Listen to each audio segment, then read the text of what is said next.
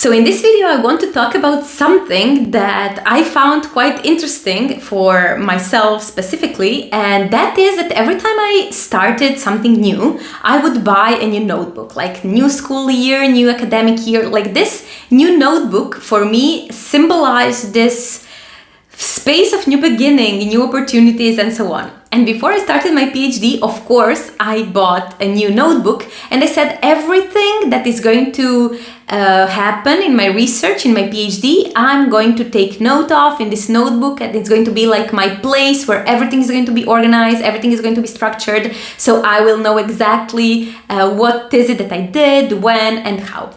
And well, this was at least my expectation of how I would keep track of my research.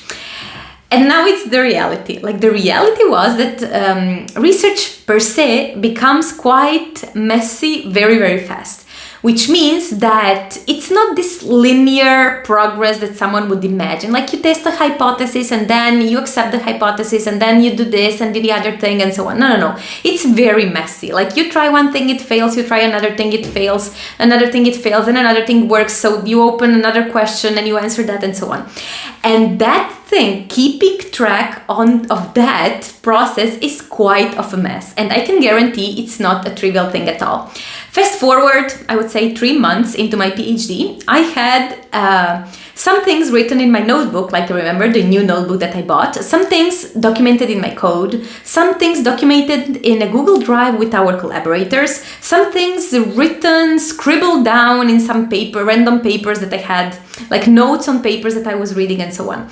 So having said that, I want really to invite you to reflect a little bit on the way you are keeping track of your research.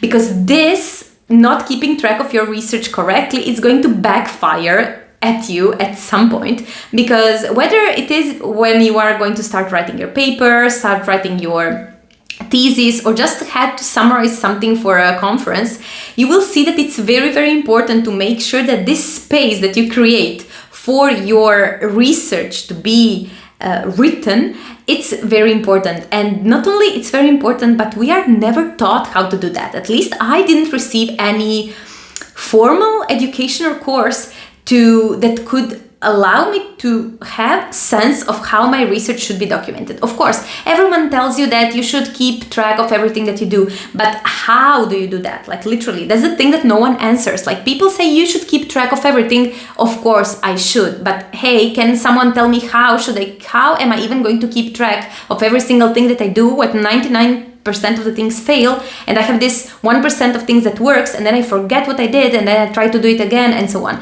So this is something that from my experience, if I can tell you something, like please find your way of documenting research.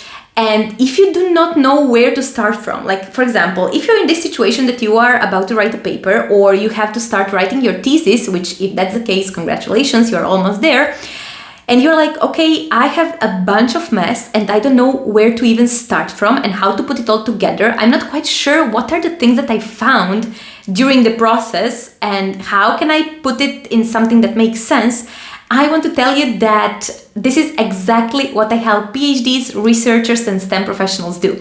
So if you're feeling super stuck and you're like, I don't know where to even start from, and I keep procrastinating that, and I know that at some point I should start doing something, I want to invite you to schedule a completely free discovery call with me. I will leave a link down in the description where we can talk exactly about that, about your research, about how you documented it, about the stuff that you want to put in your thesis, about basically how to bring order and structure to all of that chaos. Because it's not easy, but I promise it is something that can be done. It is something that should be done, in my opinion. And once you do it, it will bring you this huge peace of mind, similar to when you declutter a drawer that's full of stuff and then you somehow one day decide to bring order to it and you feel that sense of bliss. Well, that is exactly what you will feel when you start making structure in your research, in your thoughts, and in your results.